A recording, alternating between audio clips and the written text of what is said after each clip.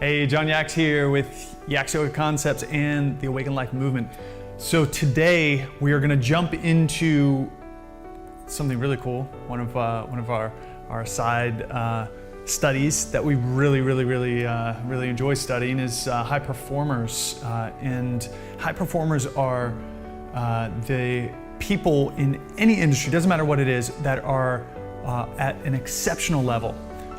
This kind of pursuit of studying high performers started with a book that Chris and I read called The Talent Code by Daniel Coyle.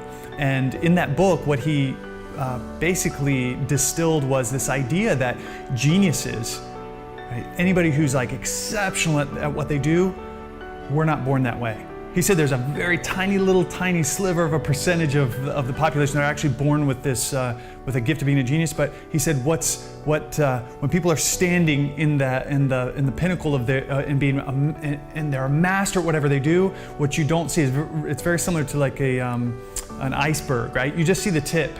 So you just see the person standing and doing their thing or just amazing. But what you don't see, what's hidden underneath, is the decades of work, the decades of hard work that they put into what they do.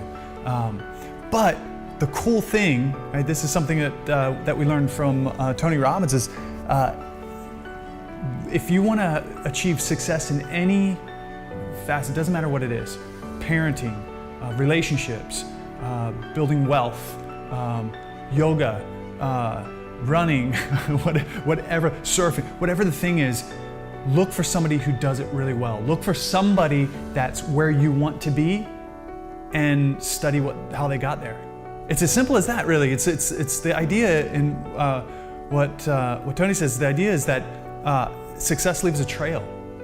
And our work is to simply find that person who's extremely successful in the same area of expertise that we want to be successful in and follow their trail, right? Study with. So this is the really cool thing about this, guys, is that it collapses time, right? So somebody may have taken multiple decades to get where they are, but if you're willing to be open enough to study with a person or multiple people even, you can collapse those decades into years, sometimes into months. You can, and this is the cool thing, right? But this is the other piece that it requires. It requires a sense of humility. What I see over and over again from a lot of people that I coach is the inability to let go of what they know, right? The inability to, because it's this idea that if we've reached expertise in one area, whatever area that is, that we are experts in every area. I'm sure you know people like that, right? Someone that's gotten a really high level, maybe a professor, and if you're a professor, I'm not dogging you out, but someone that's reached a really high level of whatever, and they have this sense that they know everything about everything, which isn't a bad thing. You probably just don't hang out with them, right? But the bad part of that comes when the person's unwilling to learn new information, the best information. And guys, this is what's happening right now: is people are sharing information like crazy. Like it's a beautiful time we're living in because we have access to information like this. So let's jump into it. So this is the 3 best habits of high performers. 2 people that Chris and I study and follow and that are badasses in their realm. Tim Ferriss, he wrote a book called Tools of Titans, and then Brendon Burchard, he wrote a book called High Performance Habits. In both of these books, what they distilled is the habits of these people that I just described, right? They're at the peak, the very top of what they do. They're just amazing, right? They're like the geniuses in their realm. And what was cool is they took a lot of different industries, a lot of different like professional athletes, and then CEOs of these giant companies, and high-level coaches, and you know, the whole gamut of all of these different people. And they're like, is there a commonality? Is there something that all of these people are doing that elevates their game, that really makes them perform at a high level, or really makes them good at what they do? And what both books kind of distill, there was a few of them, but there was 3 of them that really stood out to me, and this is what I want to share with you today. And the first, I'm trying to knock over my my easel here. The first was a biggie, and this was a game changer for me. The first one was sleep. they get enough sleep. Now, there's, for a little while, there's been a lot of talk on the internet with people that are hustling and doing and building big stuff, and what you'll hear a lot of times is these people saying, "Don't worry about sleep. You get sleep later on in life. You get sleep when you're dead. You got to like bust your ass and work all day, and then when you get home, do your stuff, and then go back at it until late at night." And this is what Chris and I have been doing for a couple years now, is following that kind of regimen, that routine of like, all right, we're gonna get stuff done during the day. We're gonna go home, be with our families, take care of our kids, and then once the kids go to bed, we're gonna go back at it. And we'll go back at it from 8:30, 9 o'clock, all the way till 12, 1 o'clock in the morning. And what we were sacrificing is the quality of being during the day, right? The next day. Because if you're not getting enough sleep, you are dragging. You guys know the experience, right? Especially if you're parents, right? If you've had kids, you know what I'm talking about, right? Those I say months, but it was actually years, the first couple years of like, you just kind of stumble your way through it, right? A lot of caffeine and a lot of a lot of hope that your babies will sleep the next night. But sleep is vital, and getting enough sleep is vital. And so there's also talk about how much sleep do you get. And so on average, what I was getting is about 6 to 7 hours of sleep at night. And there was a recent study, and this was in Brendon Burchard's book on high performance habits. There was a study done on sleep, and they said the difference between 7 hours of sleep and 8 hours of sleep. So the difference between seven hours and 8 hours, this is huge, guys. The difference between one more hour of sleep, going from 7 hours to 8 hours, was, I'm gonna say 7 to 8, put a 2 there. I'm gonna make this an arrow so it's a little more clear, was 30% more productivity the next day. Something like that. 30% more productivity the next day in people, and you, and the person that got an hour. 1 extra hour, going from 7 hours to 8 hours, is 30% more productivity. What does productivity mean? It means you are clear, you're present, you're awake, you're able to handle the challenges of life. Like what comes at you during a normal day. Like for a lot of us, there are fires that come up. There are urgent things from other people. There are urgent things on our plate. There are big things that we want to build that we need to focus on, right? If I'm 30% more productive, meaning I'm able to be 30% more clear, 30% more attentive, I'm able to handle the obstacles that come up. I don't get as stressed out as much. That's being 30% more productive. It's huge, huge, huge, huge. So moving from 7 hours to 8 hours, 1 more hour of sleep. And if you're only getting 6 hours of sleep right now, move 1 more to 7. You'll get 30% more that way. So my work right now, what I'm personally working on, is trying to hit 8 hours. And what I've done, I've moved from 6 to 7 from 7 to 8. So I'm toggling between 7 and 8 hours. But sleep is a biggie. The next big one is, this will be no surprise coming from Chris and I. Right, this is near and dear to our hearts. Is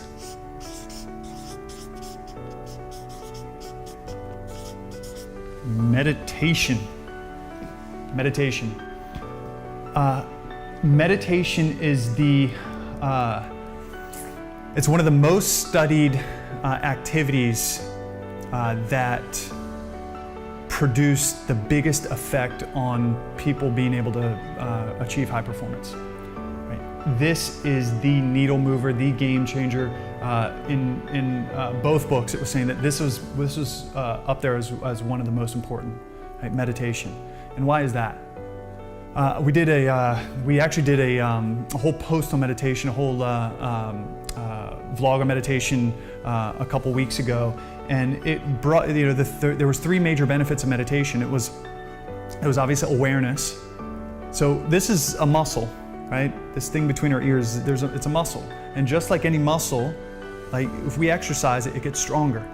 And meditation is exercising this muscle, meaning it gives us the ability to pay attention, right? So the ability to pay attention, awareness, meaning I'm controlling what flows through my awareness.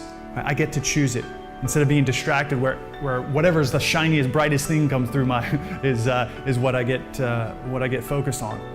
The second thing is impulse control, and impulse control is when I feel a way of acting, when I feel something draw up inside me. Someone said something smart and I want to lash out at them. I get home and I feel like the normal habit of doing something, I feel it inside, right? Impulse control gives us the control over our impulses. And what are impulses? They're just deeply ingrained habits that are surfacing emotionally surfacing in creating action for us, right? Emotion drives behavior, and deep patterns create this impulse, this emotional drive to take an action. If I meditate, I get control over that. And then I can decide, do I want to do that action or not? If I'm blind, if I'm not awake, if I'm sleeping, I just do the action. And then the last piece of this is empathy. And empathy is really being able to stand in somebody's shoes and get a sense of how they are feeling in a particular situation. So powerful if you're wanting to 10x your relationship with your husband or your wife. So powerful if you're wanting to 10x your relationship with your kids. So powerful if you're wanting to go next level in your work, right? If you have employees or if you have people that you work with, right? You want to take that next level. Meditation gives us the ability to have empathy for those people, to be able to feel how they're feeling. So meditation, what I recommend for meditation to start with is simply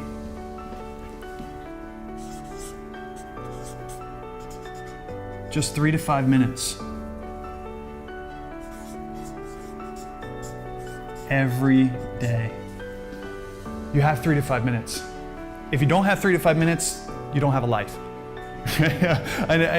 I'm being a little cheeky with that, but really, in reality, right? If we can't carve out 3 to 5 minutes of our time to just sit and be still, to move into a contemplative experience, we need to really look at our lives. All right, so carving out 3 to 5 minutes every day, I highly recommend doing it in the morning. And we're going to do a post about a whole morning routine to help you all out. But 3 to 5 minutes in the morning, if you can, so start there. It's simple, 3 to 5 minutes. And set a timer, use a timer. We all have one on our phones, but use a timer, set it for 3, 4, 5 minutes, and just sit and be still.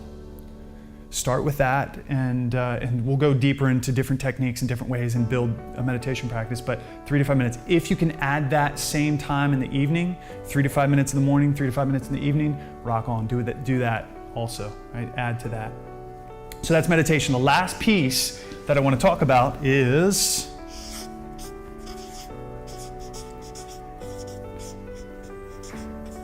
journaling.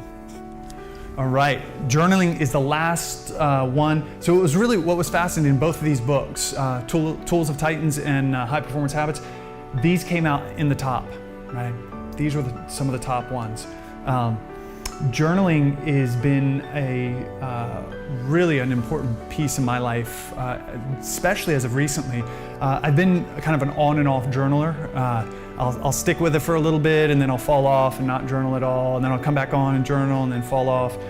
Journaling has made where it does really stick for me is when I'm setting intentions, and so I'll do a journal writings, write intentions, and I'll set it all out and then I'll read it every day, but I won't continue to journal when I do that. That's the old me. The new me, every single morning I journal. And I do this every single morning. I'm actually trying to add it in the evening too, but I do it every single morning because it gives me time to set my day. Now, if you look at this, if you look at what high performers are doing, they're taking their lives to another level. And so the way of doing this, guys, is to write it down. Meaning, if I want to take my life to another level, what does that mean specifically? Like, what does that mean for me to go next level in my life? And I need to write it down. And so that means in 2 years from now, my life's going to look like this. And so what does that mean to get there in 1 year? What does that mean to get there in 6 months? What does that mean to get there in the next month? And what does that mean to get there in the next week or two? What journaling does is it gives us that tracking. It gives us the ability to say, okay, this is my goal, this is where I'm going. Today, I'm gonna do this to get there, right? I'm gonna take just one little swing with my axe on the big tree, right? I'm gonna just do one little niche every single day and know that I'm moving in that direction. Keep it in my awareness, because when I journal, it activates part of the brain called the reticular activating system, the RAS for RAS for short, right? And what the RAS receptors in our brain do is it says, pay attention to this. This is important to me. And you guys know this to be true. Like you've heard us say this before, I'm sure, if you've listened to any of our teachings. And it's like when you go to buy a new car and you're looking for that you're like, okay, I want a little red Corvette. Bringing Prince back. I want a little red Corvette, and you go and you look at it. Maybe you're online, you're checking out red Corvettes, and then what happens? You start driving around town, you see red Corvettes everywhere. Like, why is that? Why is it the car that you're looking for? You never saw it before until you started saying, okay, I want this car, this make, this model, this color, and then the next thing you notice is they're everywhere. I see them all over the place. It's because you've told your brain to pay attention to them. They're important to you. This is what journaling does for us, guys. This is the cool part about it, right? Journaling tells our brain, hey, pay attention to this. This is important to me, right? I want to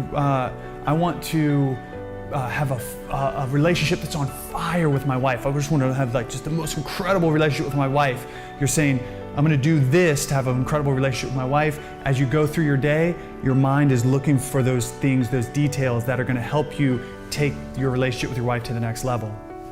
You want to 10x your business, you want to do something like that, you journal about it, you set it, you tell the mind, the RAS receptors, hey, pay attention to anything that's going to help me 10x my business in the next blah, blah, blah time, right?